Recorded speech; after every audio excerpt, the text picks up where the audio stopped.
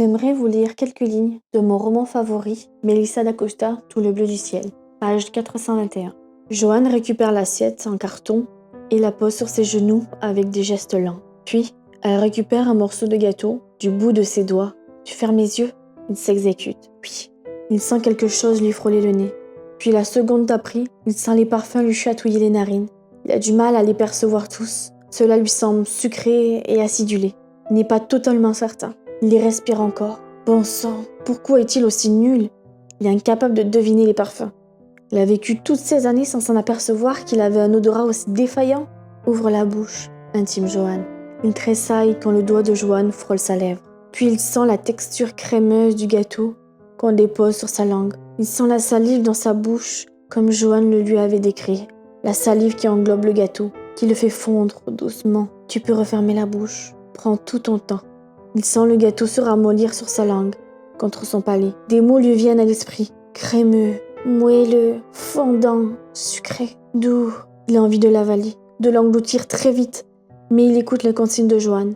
Il laisse son palais et sa langue s'emplir des arômes. Il devine la vanille. C'est le premier arôme le plus présent.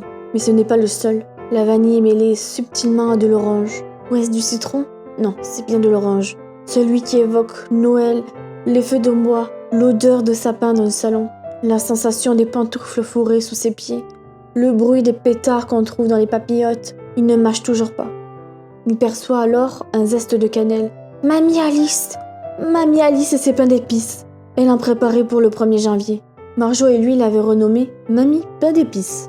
Il se rappelle l'odeur dans la vieille maison au sol en terre battue. Il se laisse emporter, plus loin, hors de la maison de sa grand-mère. Car maintenant, il perçoit le fondant du beurre. Il le laisse couler dans sa bouche, puis il n'y tient plus. Il engloutit le gâteau. Il l'avale tout entier et il pousse un soupir de satisfaction, sans même s'en apercevoir. Maintenant, il n'y a plus de gâteau dans la bouche, mais les arômes sont toujours là, dans ses papilles. Il les déguste lentement. Il ressent le bien-être dont Joanne a parlé. Cette volupté, cette quiétude, cette presque jouissance. Bon sang, elle avait raison. C'est incomparable. Il a du mal à ouvrir les yeux. Il tête dans le vide pour attraper chaque arôme, chaque miette. Il n'avait jamais remarqué que le délice continuait en bouche, bien après que l'aliment a été englouti, que le plaisir perdurait. Alors, il rouvre les yeux. Joanne l'observe avec intérêt. C'est le meilleur gâteau que j'ai jamais mangé, déclare-t-il. Elle a un sourire ravi.